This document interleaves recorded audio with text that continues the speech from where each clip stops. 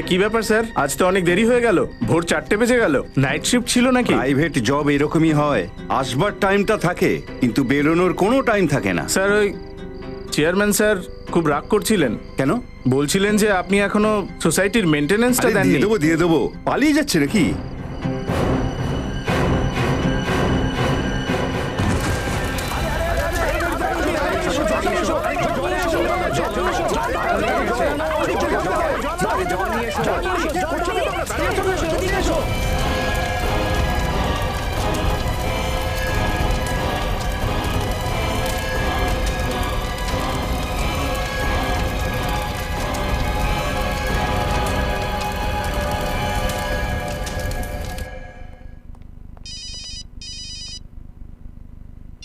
Hello সূর্য sir, ভালোই হয়েছে আপনি ফোন করেছেন, না হলে আমিই ফোন করতাম আপনাকে। এসিপি স্যারের সন্দেহ বেড়েই যাচ্ছে, বাকি অফিসাররা ঠিক আছে, এখন শ্রেয়াও আমার উপরে সন্দেহ করছে। স্যার ভালো হয়েছিল তখন যে দয়া স্যার আমাকে বিশ্বাস করেছিল, না হলে আমার যে কি হতো। স্যার আমি কথা দিতে পারছি না, কিন্তু চেষ্টা আমি নিশ্চয়ই করব। এর আগে সিআইডি টিমটাকে ভাঙবার জন্য লোকে অনেক চেষ্টা করেছে, কিন্তু অবশেষে কি হয়েছে, সবাই তো আমরা একসাথেই রয়েছি। স্যার কিছু একটা করুন। কার সাথে কথা বলছো? ডিসিপি স্যারের সাথে নাকি সূর্যর সাথে? কারোর সাথে না স্যার। ফোনটা এদিকে দাও দেখি।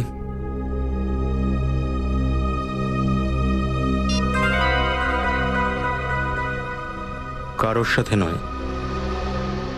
দেখো পঙ্কজ, আমি এটা তো জানি না যে ডিসিপি চিত্রলে স্যার তোমাদের দুজনকে এখানে কেন নিয়ে এসেছিল, কিন্তু হ্যাঁ, সূর্যকে তো এখান থেকে অনেক দূরে নিয়ে গেছেন উনি। আর তুমি এখনো আমাদের সঙ্গে বিউরোতে কাজ করছো, আর আমরা এটা চাইবো না যে তুমি এমন কোনো কাজ করো যার জন্য পরে তোমাকে আফসোস করতে হয়। স্যার এমনটা একেবারেই হবে না স্যার, আপনারা অযথাই চিন্তা করছেন। পঙ্কজ, আমরা অযথা চিন্তা করছি না, আমরা ভালো করে জানি যে কেস চলাকালীন তুমি কি করো না করো। স্যার যদি আপনি ওই ল্যাপটপের ব্যাপারে কথা বলেন তাহলে তো সেটা একটা অ্যাক্সিডেন্ট ছিল। অ্যাক্সিডেন্ট ছিল না পঙ্কজ, ওই ল্যাপটপটা তুমি ইচ্ছে করেই ফেলেছিলে যাতে প্রমাণ লোপাট করা যায়। দেখো পঙ্কজ, এখনো সময় আছে, শুধরে যাও, না হলে এই সমস্ত ব্যাপারগুলো আমাদেরকে এসিপি স্যারকে বলতে হবে। স্যার আপনারা ভুল বুঝছেন আমাকে, স্যার আমি খারাপ অফিসার নই, না আমার উদ্দেশ্য কোনো ভুল। স্যার স্যার আপনারা যদি আমার জায়গায় থাকতেন আপনারা রিয়েলাইজ করতে পারতেন যে আমার অসুবিধাটা কি। স্যার আপনাদের আমি কথা দিচ্ছি, আমি সিআইডির উপরে কোনোভাবে কোনো রকম ক্ষতি হতে দেব না।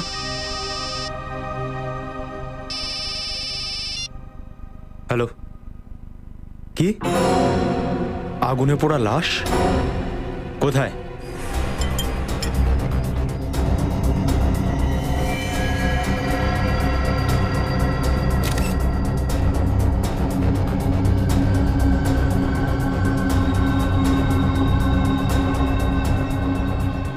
একেবারে পুরো শরীরটাই আগুনে পুড়ে গেছে, শুধু হাড়টাই পড়ে রয়েছে।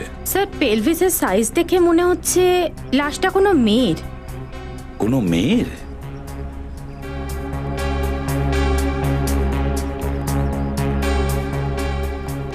এ কে, কিছু বলতে পারবে?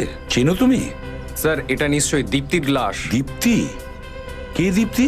স্যার এই বিল্ডিংয়েই থাকেন। তুমি কি করে জানলে এটা দীপ্তি? স্যার আমি পুরো বিল্ডিংটা চেক করেছি, বাকি সবাই এখানেই আছে, শুধু দীপ্তি আর ওর হাজবেন্ড এখানে নেই। দীপ্তি আর ওনার স্বামী গিরিশ নিখোঁজ? তোমার কি মনে হয় কি হয়েছে, কিভাবে হয়েছে, কিছু বলতে পারবে? স্যার আসল বিষয় হলো স্বামী হিসেবে গিরিশ ভালো না, ভীষণ মদ খেত, আর মাঝে মধ্যেই মদের নেশায় দীপ্তিকে মারধর করত। স্যার আমরা প্রায়শই ওদের দুজনকে ঝগড়া করতে দেখেছি।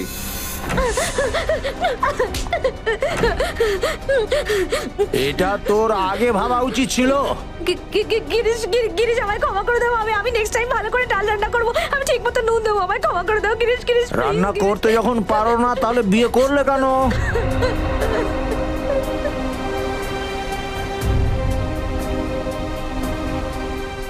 আমাদের ওকে সাহায্য করা উচিত, সিআইডি কে ফোন করি। আরে একবার সাহায্য করার চেষ্টা করেছিলাম, কিন্তু কোনো লাভ হয়নি। দেখেছো, খুব কষ্ট হয় ওনার জন্য, একটা জানোয়ারকে বিয়ে করে ওর জীবনটা নরক হয়ে গেল। তুমি বলতে চাইছো যে এই দীপ্তিকে ওর স্বামী গিরিশ মেরেছে? হ্যাঁ স্যার। আচ্ছা, গিরিশ যদি মেরেই থাকে তাহলে ও অন্তত চিৎকারটা তো করবে, কেউ তো নিশ্চয়ই শুনে থাকবে। না স্যার, আমাদের মধ্যে কেউই ওর চিৎকার চেঁচামেচি কিছু শুনতে পায়নি। যদি আপনারা ওদের ঝগড়ার ব্যাপারটা আমাদেরকে আগেই জানাতেন, হয়তো একটা নিরীহ প্রাণকে বাঁচানো যেত। কোন ফ্লোরে থাকতো এই দীপ্তি? স্যার ইনি 8th ফ্লোরে থাকতেন।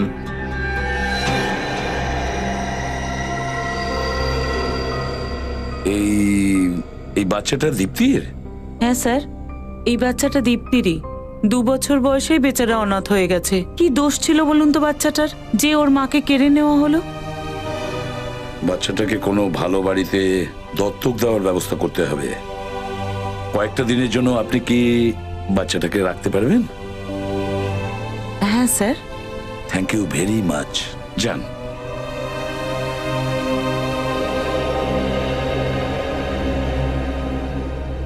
আচ্ছা, আপনি যখন ঘরে ঢুকলেন, ঘরের দরজাটা কি খোলা ছিল? না স্যার, বন্ধ ছিল। আমরা অনেকবার বেল বাজিয়েছি, কিন্তু কেউ দরজা খোলেনি।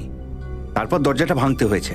আচ্ছা, দরজাটা ভেঙে যখন ঘরে ঢুকলেন তখন দীপ্তির স্বামী গিরিশ এখানে ছিল না, তাই না? না স্যার।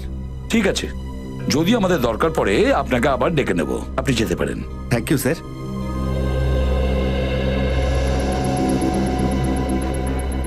রজত আর শ্রেয়া, এই ঘরটার চারদিকে ভালো করে দেখো, খুব ভালো করে দেখো, যে দীপ্তিকে কি এখানেই পোড়ানো হয়েছিল নাকি অন্য কোথাও।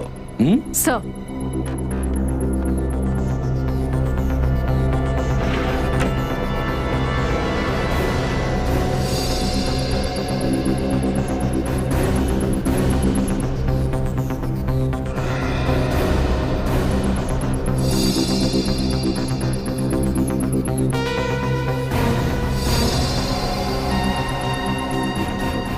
Sir,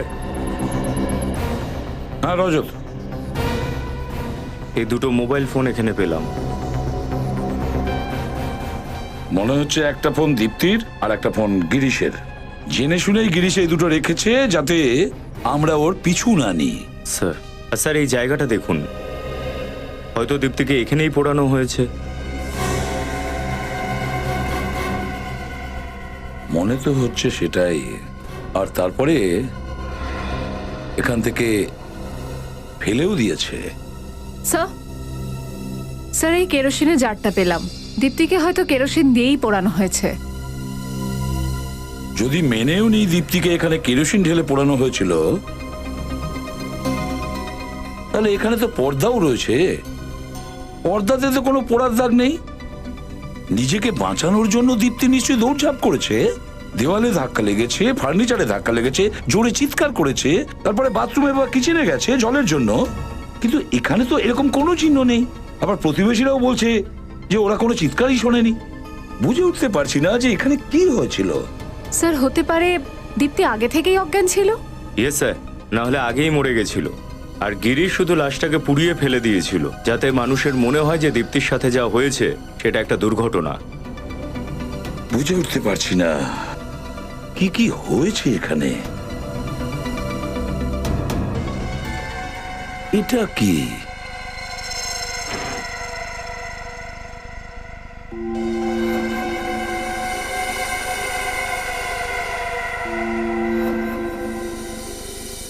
flower vase? এ তো রক্ত দেখছি। ফ্লাওয়ার ভাসে রক্ত? এই ফ্লাওয়ার ভাস দিয়ে দীপ্তিকে মারেনি তো? শ্রেয়া, একটা কাজ করো, এই ঘরে দেখো কোনো লেডিস হেয়ার ব্রাশ আছে কিনা। হয়তো ওটা দীপ্তির হেয়ার ব্রাশ। ওর থেকে যদি একটা দীপ্তির মাথায় চুল পাই না, তাহলে ওটার সঙ্গে ম্যাচ করে দেখবো যে ডিএনএ ম্যাচ করছে কিনা। স্যার,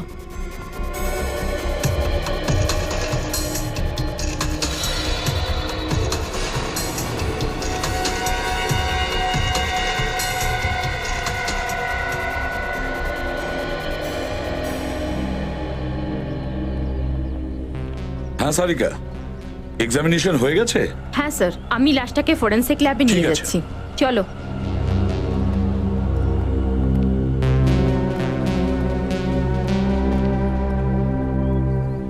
বলো নিখিল, কি জানতে পারলে? স্যার এনার বক্তব্য কাল রাত 8টার সময় শেষবারের মতো গিরিশকে বিল্ডিংয়ে আসতে দেখেছিলেন। বেরিয়েছে কিনা দেখোনি? আগে না, আমি বাইরে যেতে দেখিনি স্যার। কাল রাতে 8টার সময় আসতে দেখেছো, কিন্তু বাইরে যেতে দেখোনি। তাহলে গিরিশ এই বিল্ডিং এই আছে, বাড়িতে, কিন্তু কোনো জায়গায় তো নেই। স্যার হয়তো আগুনের জন্য হইচই পড়েছিল না, সেই সময় পালিয়ে গেছে। তা হতে পারে। বেশ জমিয়ে প্ল্যান করেছে এই গিরিশ। আপনাদের কোনো আইডিয়া আছে যে গিরিশ কোথায় যেতে পারে? কোনো বন্ধু, কোনো আত্মীয় স্বজন? স্যার কোনো বন্ধু বা আত্মীয়কে তো জানি না, কিন্তু মাঝে মধ্যেই আমি ওকে F24 বারে যেতে দেখেছি মদ খেতে। F24 বার। রজত, ওই F24 বারে যাও আর খুব ভালো করে জিজ্ঞাসাবাদ করো। এই ফটোটা ভালো করে দেখুন। এই লোকটা এসেছিল এখানে মদ খেতে? হ্যাঁ, এখানে প্রায়ই আসে, কিন্তু আজ আসেনি। আজকে আসেনি? ও কি এখানে একাই আসতো নাকি ওর সঙ্গে কেউ আসতো? না, আর একটা লোকের সাথে আসতো এ। আর ও আজকে আসেনি? ও আগে থেকে এসেছে, 1 নম্বর টেবিলে বসে আছে, grey T shirt. Thank you. কি ব্যাপার, আজকে একা একা? তোমার এই বন্ধু আজকে আসেনি? গিরিশ? আপনারা গিরিশকে কি করে চেনেন? আমরা গিরিশের আত্মীয়, ওর শ্বশুর বাড়ি থেকে এসেছি। আচ্ছা, শ্বশুরবাড়ির লোক, মানে দীপ্তির আত্মীয়রা? না, সিআইডি থেকে। সিআইডি? স্যার সব ঠিক আছে তো? বসো বসো। কিছুই তো ঠিক নেই। গিরিশ কোথায়? স্যার আমি জানি না, নিজের বাড়িতেই থাকবে। যদি বাড়িতে থাকতো তাহলে তোমাকে জিজ্ঞেস করতাম। স্যার আমি সত্যিই জানি না, যে এমনকি গতকাল রাতেও আমার ফোনও ধরেনি। আচ্ছা, গিরিশ আর তার স্ত্রী দীপ্তির মধ্যে সম্পর্ক কেমন? স্যার খুব ঝগড়া হয় ওদের মধ্যে। আমি তো এটা বুঝতে পারি না যে আসলে ওরা কি দেখে একে অন্যকে বিয়ে করেছিল। স্যার আমার খুব ভালো মনে আছে, একটা দিনও এরকম কাটেনি যে যেখানে ওরা দুজন আনন্দের সাথে কাটিয়েছে। গিরিশ দীপ্তিকে খুন করেছে। কি? গিরিশকে কোনো সাহায্য তোমাকেও অপরাধী বানাবে। যদিও তোমাকে কন্ট্যাক্ট করে, তুমি আমাদের সঙ্গে কন্ট্যাক্ট করবে। আর হ্যাঁ, মদ খাওয়া ছেড়ে দাও, এতে সমস্যার সমাধান হয় না।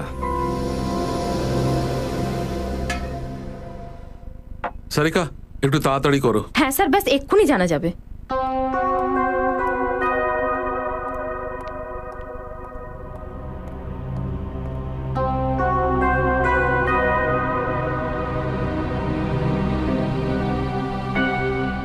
হ্যাঁ, ডিএনএ ম্যাচ হয়েছে। আরে ভাই, সময় লাগে এতে, এত তাড়াতাড়ি হয় না। দেখো, কেঁদো না তো শাহরুখের, রিপোর্টটা আমার তাড়াতাড়ি চাই। আরে ভাই, তুমি ঘোড়ায় জিন দিয়ে এসেছো নাকি? আরে ডক্টর সালুকে আগে তো জানতে হবে এই লাশটা দীপ্তির কিনা, তবে না আমরা এগোতে পারবো এই কেসটায়। আরে এগোবে, নিশ্চয়ই তোমরা এগোবে।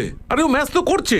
আমরা কি ফিরে যাব? আরে ফিরে যাবে কেন ভাই? আমি তো বলছি সারিকা ওটা করছে এক্ষুনি। এই কথাটা তো আগেও বলতে পারতেন না ভালোভাবে? তো একে কে বোঝাবে? স্যার ওই দেখো, এসো।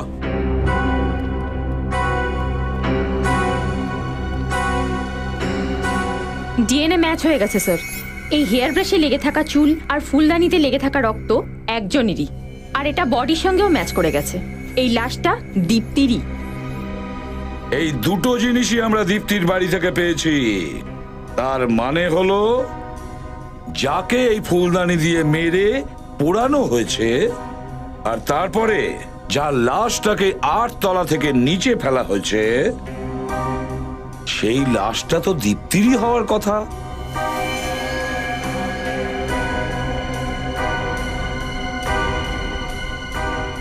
দীপ্তিরই কি?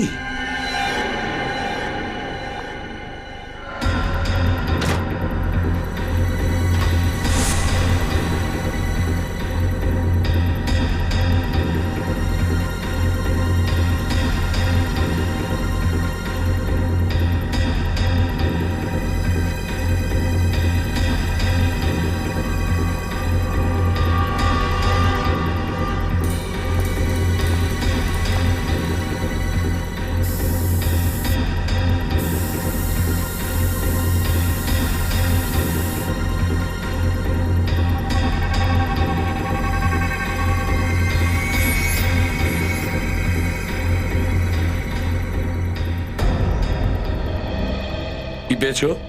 স্যার ঘরে এখানে ছাড়া আর অন্য কোথাও কেরোসিনের ট্রেস পাওয়া যায়নি। এটা ছাড়া ঘরে কোথাও কেরোসিনের ট্রেসেস পাওয়া যায়নি। তার মানে হলো দীপ্তিকে এখানেই পোড়ানো হয়েছিল আর এখান থেকেই ওকে ফেলা হয়েছে।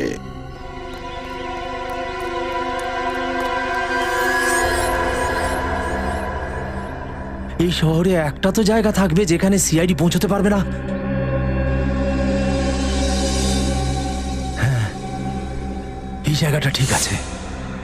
কিছুদিনের জন্য এখানে থেকে যাই।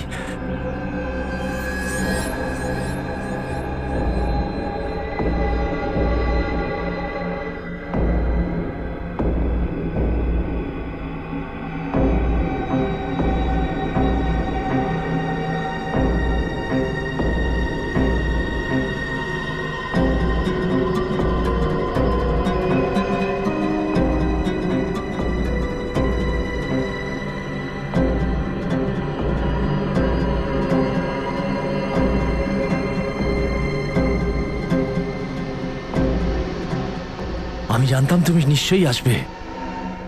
এই কঠিন সময়ে তুমি আমার পাশে থাকবে।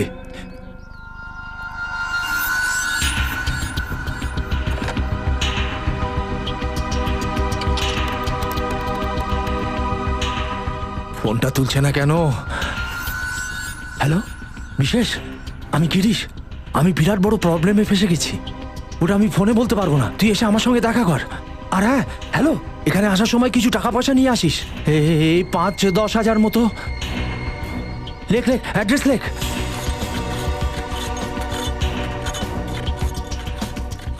স্যার, এই সেই জায়গা যেখানে গিরিশ আমাকে ফোন করে ডেকেছিল। বাড়ির নাম্বার কত বলেছিল? বাড়ি নম্বর 17। 17 নাম্বার বাড়ি। হ্যাঁ স্যার, কিন্তু স্যার ও যখন আমাকে ফোন করেছিল তখন ও বেশ ভয় পেয়ে এবং আতঙ্কিত ছিল। কিন্তু এটা আমাকে বলেনি যে ব্যাপারটা কি হয়েছে। খুন করার পর অপরাধীরা ভয় পেয়েই থাকে, তাহলে এত ধনী ব্যক্তি এই বস্তিতে এসে লুকোবে কেন? হ্যাঁ স্যার, হতে পারে। দাদা, এই 17 নম্বর বাড়িটা কোথায়? ওই সামনে। সামনে? Thank you.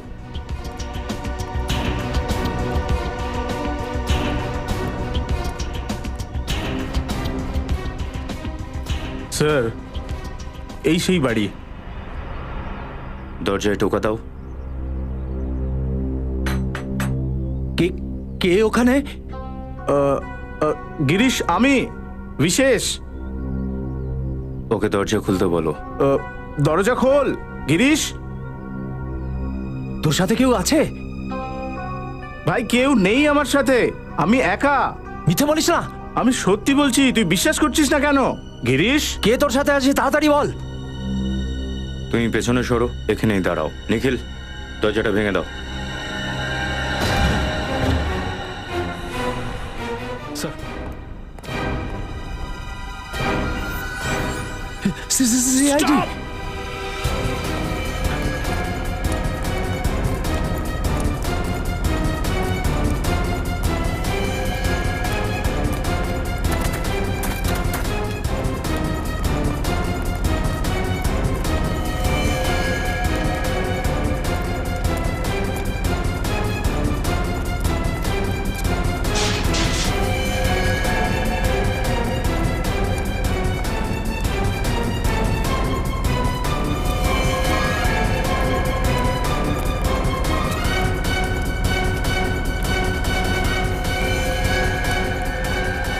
দাঁড়াও গিরিশ।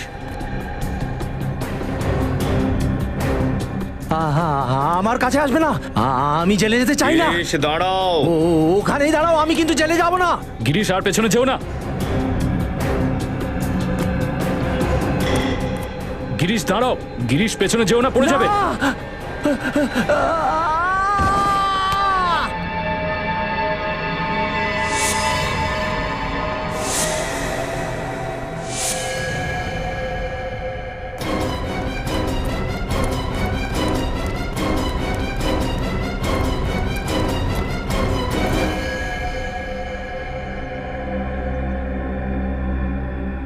He's dead.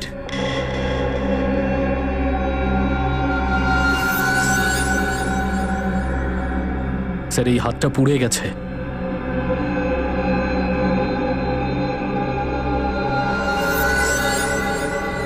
হয়তো দীপ্তিকে পোড়ানোর সময় ওর হাতটা পুড়ে গেছে। স্যার এই কেসটা তো শেষ। দীপ্তি মারা গেছে আর খুনিও।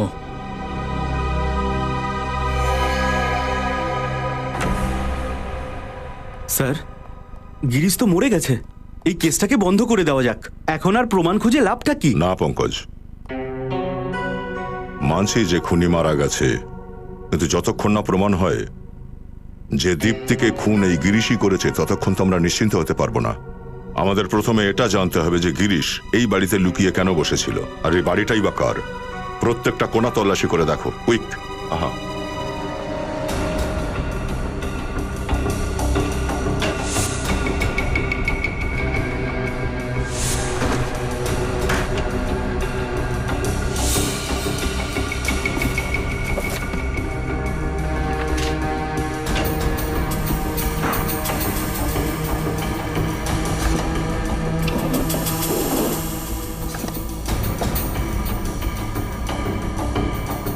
স্যার,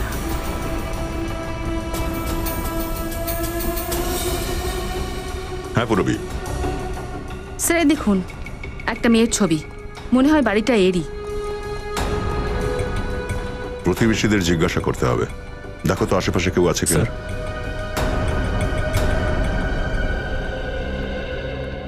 স্যার এরা দুজন প্রতিবেশী স্যার। এই ছবিটাকে দেখুন।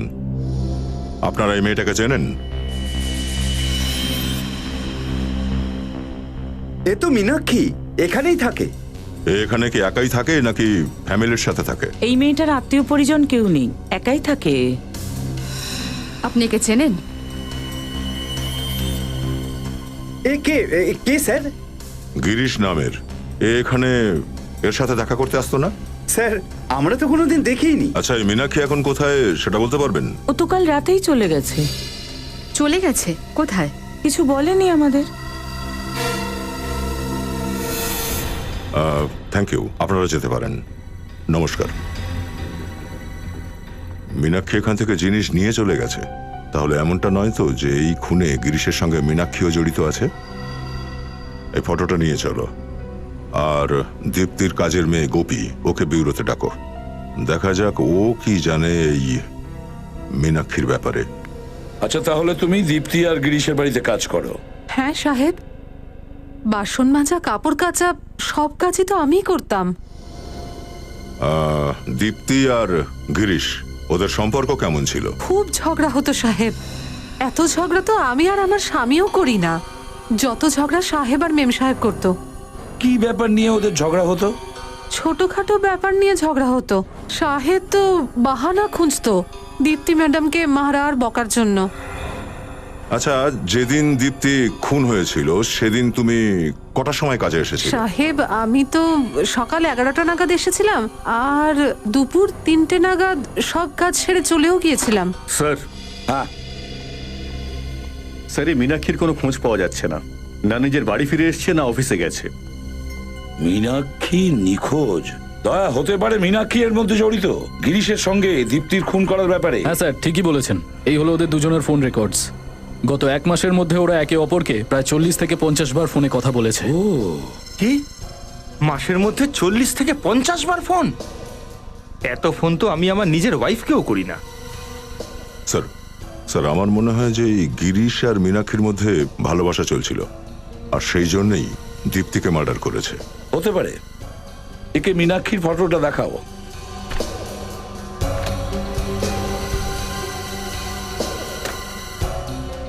দেখো, মন দিয়ে দেখো এই ফটোটা, আর ভেবে চিনতে বলো। বলো এই মহিলাকে তুমি আগে কখনো দেখেছো কিনা। হতে পারে এই মহিলা গিরিশের সঙ্গে দেখা করতে এসেছিল, বা দীপ্তির সঙ্গে ওর বাড়িতে। না সাহেব, একে আমি আগে কখনো দেখিনি। কোনোদিন দেখোনি? এর নাম মীনাক্ষী। মীনাক্ষী হতে পারে এর নাম হয়তো আগে কখনো শুনেছো, কখনো স্বামী স্ত্রীর ঝগড়ার মধ্যে, বা ও যখন কথা বলতো তখন। মনে করো, শুনেছিলে? না সাহেব। শোনোনি? স্যার, হয়তো গিরিশ মীনাক্ষীকে তখনই বাড়িতে ডেকে পাঠাতো যখন অন্য কেউ থাকতো না ওখানে। হতে পারে। দয়া, ওই বিল্ডিং এর ওয়াচম্যানের কাছে খবর নিতে হবে, আর প্রতিবেশীদেরও জিজ্ঞেস করতে হবে, হয়তো কেউ দেখে থাকবে, তাই না? এই মেয়েটার নাম মীনাক্ষী। আপনারা কেউ ওকে দীপ্তি বা গিরিশের বাড়িতে যেতে দেখেছেন? হ্যাঁ, এ তো প্রায়ই আসতো দীপ্তির বাড়ি। সপ্তাহে 2-3 বার তো আসতোই ও। আচ্ছা, যেদিন দীপ্তির খুন হয়েছিল সেদিনও কি এসেছিল?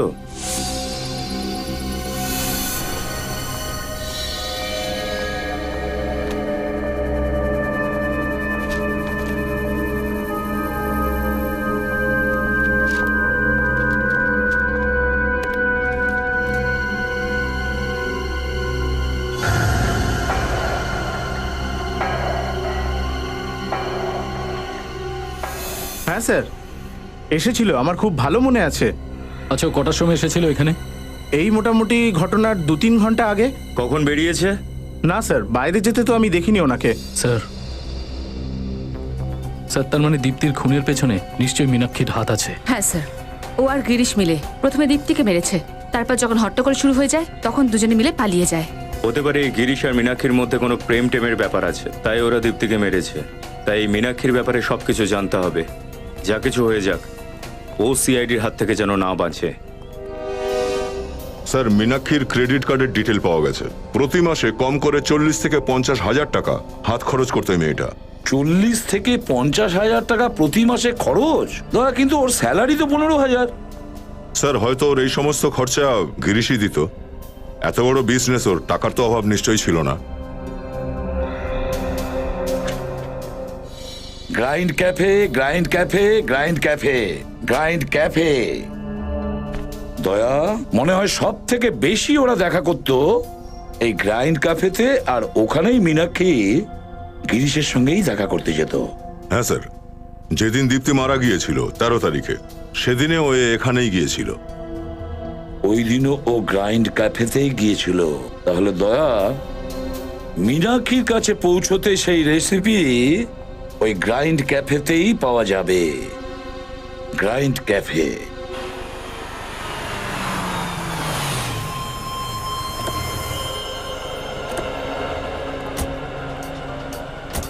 স্যার, আমি না শুনেছি রেস্টুরেন্টের স্যান্ডউইচগুলো খুব টেস্টি। আপনি কি বলেন, 2 প্লেট আনিয়ে নি?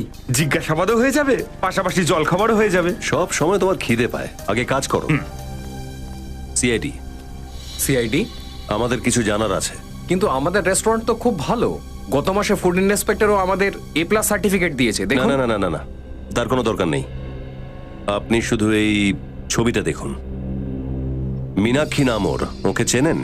হ্যাঁ হ্যাঁ, ইনি তো আমাদের রেগুলার কাস্টমার, মাঝে মাঝে কফি খেতে আসেন। ইনি কি একাই আসতেন এখানে, নাকি এর সাথে অন্য কেউ আসতো? ও একটা বন্ধুর সাথে আসতো। দুজনকে দেখে এমন মনে হতো যেন দুজন দুজনকে খুব ভালোবাসে। আচ্ছা, ওর প্রেমিক এ নয় তো? হ্যাঁ স্যার, ইনিই তো সেই ব্যক্তি। আপনারা সিআইডির লোকেরাও দারুণ, কত কিছু জানেন। শেষবার কবে দেখেছিলেন এদেরকে? এই 2-4 দিন আগে। আচ্ছা, এরা কি কথা বলছিলেন কিছু জানেন, কিছু শুনেছেন আপনি? আমি কেন স্যার, গোটা রেস্টুরেন্টই শুনেছে। দুজনে এই প্রথম ঝগড়া করলো আর চিৎকার করে পরস্পরকে দোষ দিচ্ছিল। ব্যাস, অনেক হয়েছে। আমার ধৈর্যের আর পরীক্ষা নিও না, এর পরিণতি কিন্তু ঠিক হবে না। আমাকে হুমকি দিচ্ছ? এটা তুমি আমার হুমকি ভাবো, বা অনুরোধ, বা আমার ওয়ার্নিং? কিন্তু আমি যেটা চাই সেটা যদি আমি না পাই, তাহলে তুমি দেখে নিও। Thank you very much. Meenakshi গিরিশকে দিয়ে এমন কোন কাজ করাতে চাইছিল? স্যার, এই কেসটার সাথে মীনাক্ষীর কোনো না কোনো কানেকশন তো নিশ্চয়ই আছে। এই জন্যই দুজনের মৃত্যুর পর সে কোনো গোপন ডেরায় গিয়ে আস্তানা নিয়েছে। খোঁজ করতে হবে ফ্রেডি, যে বাসাটা ও কোন গাছের উপর বানিয়েছে।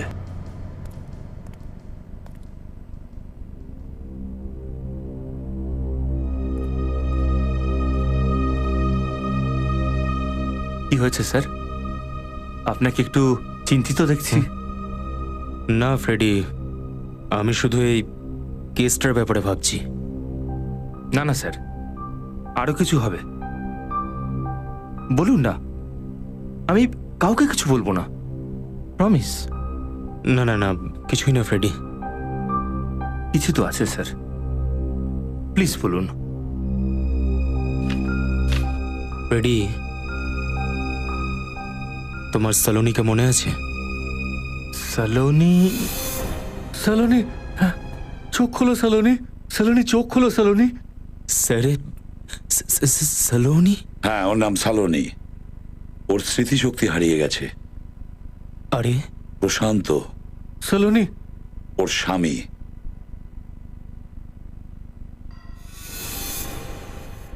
হ্যাঁ,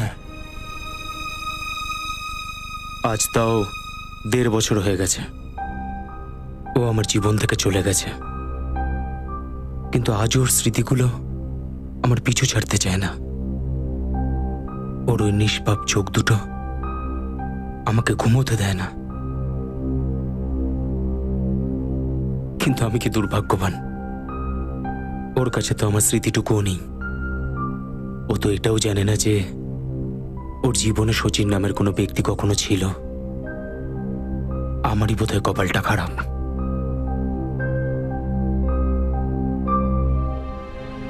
ফেলে আসা দিনগুলোর স্মৃতি আঁকড়ে নিজেকে আর কত কষ্ট দেবেন?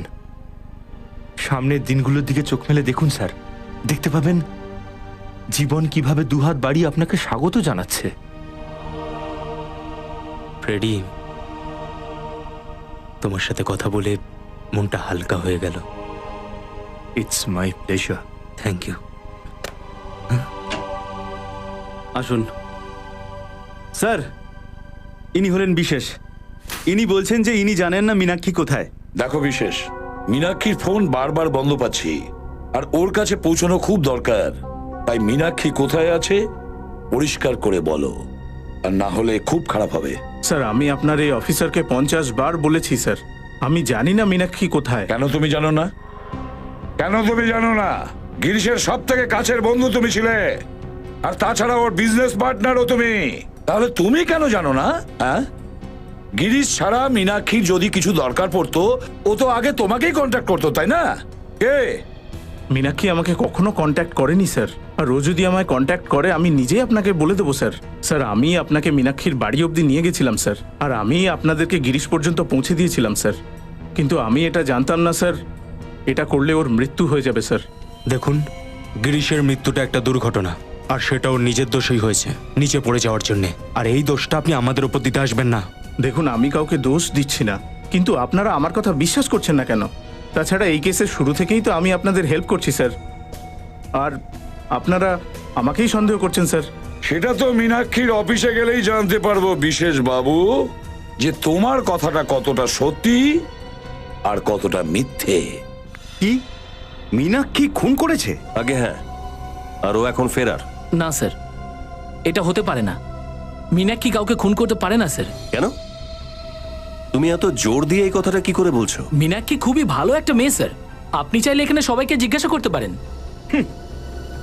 যেভাবে তুমি মীনাক্ষীর হয়ে কথা বলে চলেছো, একটা কথা বলো তো, কোনো চক্কর টক্কর নেই তো মীনাক্ষীর সাথে তোমার? হ্যাঁ স্যার, এটা সত্যি যে আমি মীনাক্ষীকে ভালোবাসি, আর এটাও সত্যি যে মীনাক্ষী অন্য কাউকে ভালোবাসে। নাম কি তোমার? অরবিন্দ। মিস্টার অরবিন্দ, তাহলে তো তুমি এটাও জানো যে মীনাক্ষী কার সাথে প্রেম করে? হ্যাঁ, সে একজন বিবাহিত, আর ওনার নাম গিরিশ। আমি মীনাক্ষীকে অনেক বুঝিয়েছি, কিন্তু ও আমার কথা সিরিয়াসলি নেয়নি। তুমি কি জানো গিরিশের স্ত্রীর নাম কি? না স্যার। দীপ্তি, ওই যার খুন হয়েছে। এটা ওর ফটো। কখনো দেখেছো ওকে মীনাক্ষীর সঙ্গে? হ্যাঁ, উনি কিছুদিন আগে এসেছিলেন মঙ্গলবারে মীনাক্ষীর সঙ্গে দেখা করতে। কি কি কথা হয়েছিল ওদের মধ্যে কিছু জানো তুমি? আমি তো ওদের কথা শুনতে পারিনি, কিন্তু হ্যাঁ, মীনাক্ষী ওনাকে একটা এনভেলপ দিয়েছিল, হলুদ রঙের।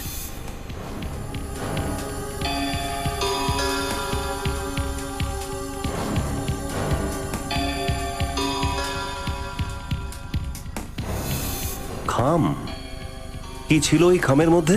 স্যার, সেটা তো আমি জানি না, কিন্তু ওই এনভেলপটা অনেক বড় ছিল। তারপর? তারপরে হ্যাঁ, তারপর দীপ্তি বলল যে ও বৈশালীনগরে যাচ্ছে, ও সেখান থেকে একটা অটো ধরে চলে যায়। আচ্ছা, যখন ওরা কথা বলছিল তো ওদের আচরণ কেমন ছিল? আই মিন, ঝগড়া হচ্ছিল, রাগারাগি হচ্ছিল, মানে না না না স্যার, ওরা তো বন্ধুর মতোই কথা বলছিল। ইনফ্যাক্ট মীনাক্ষী তো যাওয়ার সময় ওকে হাগও করেছিল। আর বলেছিল পরে দেখা হবে। আচ্ছা, তাহলে দুজন বন্ধু। ঠিক আছে, থ্যাংক ইউ ভেরি মাচ। আপনার কি মনে হয় স্যার, ওই খামের মধ্যে কি থাকতে পারে যেটা মীনাক্ষী দীপ্তিকে দিয়েছিল? এমন কোনো জিনিস যার জন্য এত বড় গন্ডগোল ঘটেছে, কিন্তু এরকম কোনো হলুদ খাম দীপ্তির বাড়িতে পাওয়া যায়নি, তাই না? স্যার, এই দীপ্তির আবার দুটো বাড়ি নেই তো? অরবিন্দ বলল না দীপ্তি বৈশালী নগরের দিকে গিয়েছিল, যেখানে ওর বাড়ি হলো শ্যামনগরে, একদম উল্টো দিকে। অফিসের পাশে যে অটো স্ট্যান্ড আছে সেখানে জিজ্ঞাসা করি মঙ্গলবার দিনে দীপ্তি এক্স্যাক্টলি কোথায় গিয়েছিল। ওই যে সামনে স্ট্যান্ডটা দেখছো, দীপ্তি এখান থেকে অটো নিয়েছিল। একটা কাজ করো, তুমি ওই দিকটা জিজ্ঞাসা করো, আমি এদিকটা দেখছি। শোনো, এই মেয়েটি মঙ্গলবার দিন তোমার অটোতে উঠেছিল? শোনো ভাই, এই মেয়েটিকে চেনো? না। এই যে শোনো, মঙ্গলবার দিন এই মেয়েটি তোমার অটোতে বসেছিল? হ্যাঁ স্যার, বসেছিল স্যার। খুব ঝগড়াটে মেয়ে স্যার। আচ্ছা, কার সাথে ঝগড়া করছিল? স্যার কি আর বলবো, আমার সঙ্গেই ঝগড়া করছিল। বলছিল যে আমার মিটার নাকি বাড়ানো আছে। বললাম কি বলছেন ম্যাডাম, আজই তো নতুন মিটার লাগালাম, বেশি দেখায় কি করে? ওকে কোথায় নামালে? পাপ্পু ঘোড়া বস্তিতে। পাপ্পু ঘোড়া বস্তি?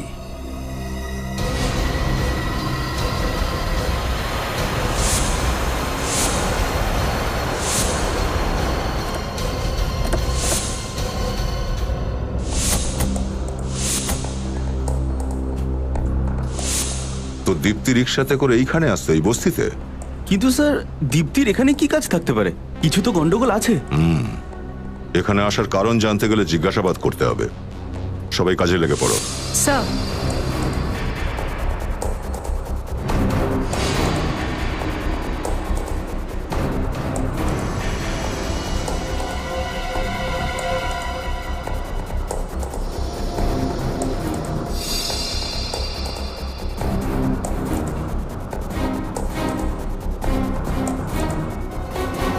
এই মেয়েটাকে এখানে আশেপাশে দেখেছেন?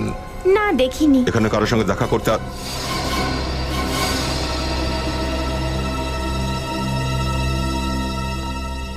দীপ্তির কাজের মেয়ে গোপী এখানে কি করছে?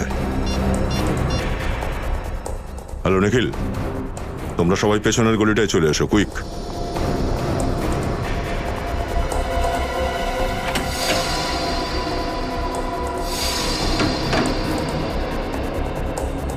স্যার, মনে হয় গোপীও এই জলেই থাকে, এই জন্য দীপ্তি হয়তো ওর সঙ্গে দেখা করতে এসেছিল। বড় অদ্ভুত ব্যাপার। আমি এমনটা খুব কম শুনেছি যে নিজের বাড়ির কাজের মেয়ের সঙ্গে দেখা করতে কোনো মালকিন তার বাড়িতে যায়। স্যার, হতে পারে দীপ্তির খুনে মীনাক্ষীর সঙ্গে গুপিরও হাত থাকতে পারে। এক্ষুনি জানতে পারা যাবে। কে? দরজা খোলো। আপনারা এখানে? মনে হচ্ছে আমাদেরকে দেখে তুমি খুব খুশি হওনি।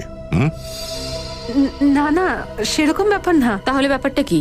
ভেতরে আসুন না, আপনাদের জন্য চা না করছি। না, কষ্ট করতে হবে না। চা আমরাই তোমায় খাওয়াবো, জেলে বসিয়ে। জেলে? আগে হ্যাঁ, দীপ্তিকে খুন করেছেন, জেলে তো যেতেই হবে। এ আপনি কি বলছেন? আমি এটা কেন করব? আমি ম্যাডামকে খুন করব কেন? মীনাক্ষীর কথায় দেখো, সত্যি কথা বলো, দীপ্তি এখানে আসতো না তোমার সাথে দেখা করতে? হ্যাঁ, মরার আগেও তো এসেছিল এখানে ও।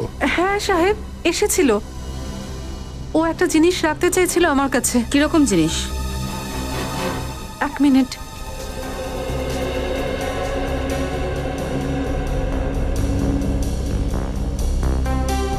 এই নিন।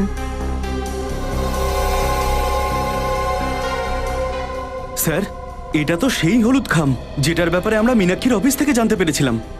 হ্যাঁ, হয়তো এই জন্যই এটা দীপ্তির বাড়িতে পাইনি আমরা। এতগুলো টাকা? কম করে অন্তত 40-50 হাজার তো হবে। সাহেব, আমি জানতাম না এর মধ্যে টাকা আছে।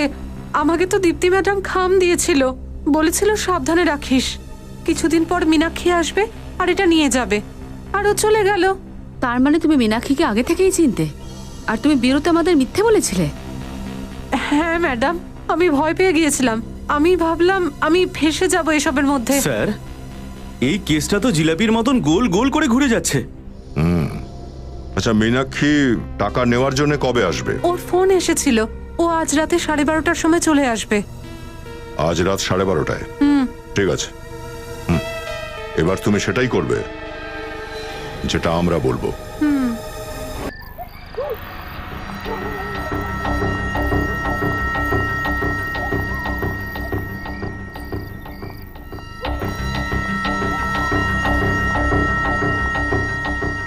গোপী, গোপী তাড়াতাড়ি দরজাটা খোলো। কে? আমি মীনাক্ষী, আমার কে? তাড়াতাড়ি ওই খামটা দাও আমাকে। হ্যাঁ, তাড়াতাড়ি দাও। এই নাও। তুমি এই খামটা খুলে দেখো নি তো? না। ঠিক আছে।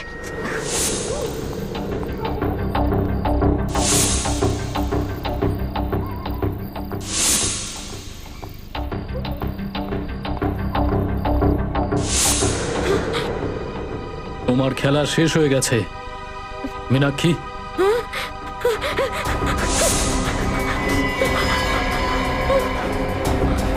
জিলিপি খাবে?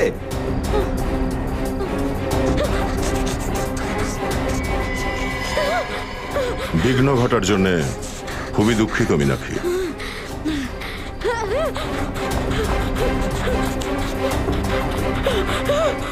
আরে আরে আরে, কোথায় পালাচ্ছ? কোথায় পালাচ্ছিলে? তুমি আমাকে ছেড়ে দাও, আমাকে ছেড়ে দাও। এই টাকাগুলো সব নিয়ে নাও, কিন্তু আমাকে ছেড়ে দাও প্লিজ।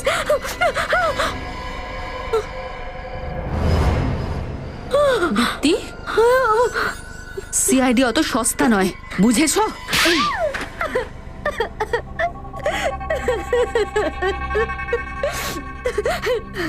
হ্যাঁ, এই সব প্ল্যান আমি বানিয়েছিলাম। আইনের চোখে আমি আসল অপরাধী। আমার মনে হয়েছিল যে গিরিশকে মেরে ফেললে ওর সব সম্পত্তি আমার হয়ে যাবে। আর মীনাক্ষীকে তোমার প্ল্যানে সামিল করেছো। মীনাক্ষী গিরিশকে ভালোবাসতো, তাই না? কোনো ভালোবাসা টালবাসা ছিল না। ওই মেয়েটা শুধুমাত্র গিরিশের টাকা পয়সাকে ভালোবাসতো। আর সেই জন্যই আমি ওকে বলেছিলাম যে গিরিশকে মেরে ফেলা যাক, আর ওর সমস্ত সম্পত্তি আমরা দুজনে ভাগ করে নেব। অর্ধেক ও নেবে আর অর্ধেক আমি নেব। কিন্তু ও তো জানতো না যে তুমি মনে মনে সমস্ত সম্পত্তি একাই হাতাবার তালে ছিলে। বেচারি বোকা ছিল। আমার প্ল্যান সম্পর্কে কোনো ধারণাই ছিল না ওর। ওর মনে হয়েছিল যে আমি ওকে বাড়িতে ডেকেছি গিরিশকে মেরে ফেলার জন্য। ও জানতো না ও নিজেই মরতে চলেছিল।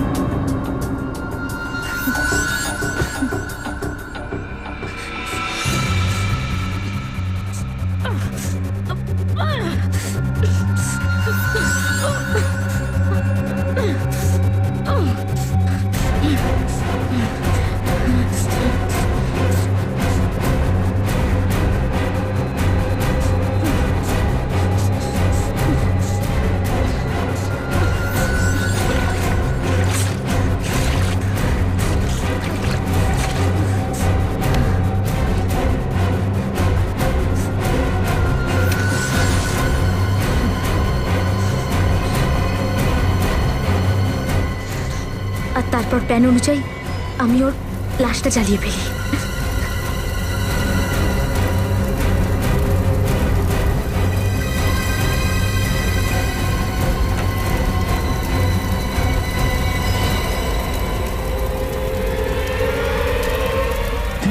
দীপ্তি,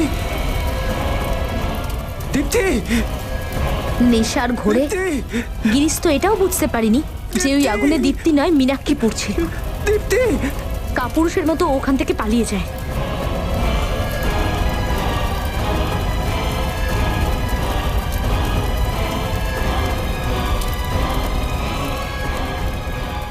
তারপর আমি মীনাক্ষীর লাশটাকে ব্যালকনি থেকে নিচে ফেলে দিই। আর তারপর আমি আত্মা সেজে গিরিশকে ভয় দেখাই।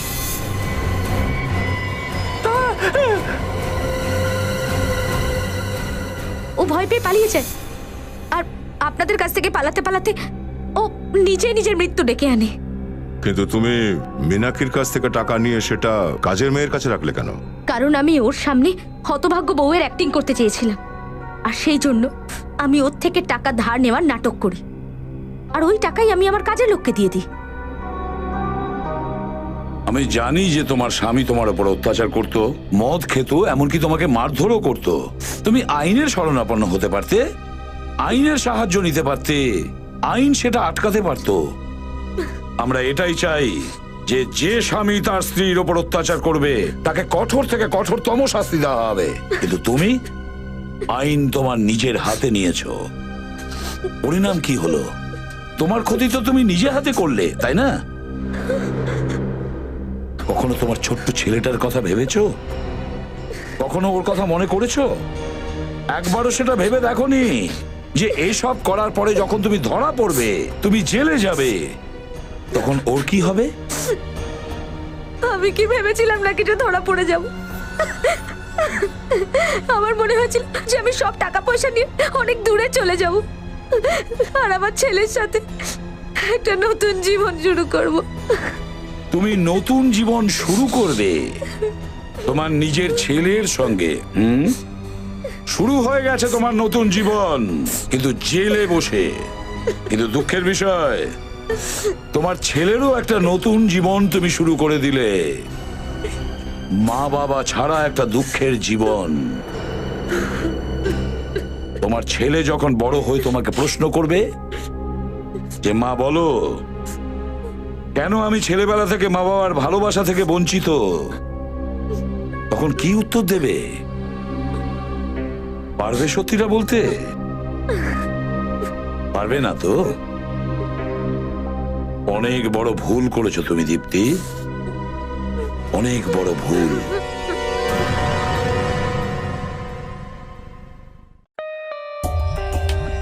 For more updates, subscribe to our channel, click the show links and enjoy watching the videos.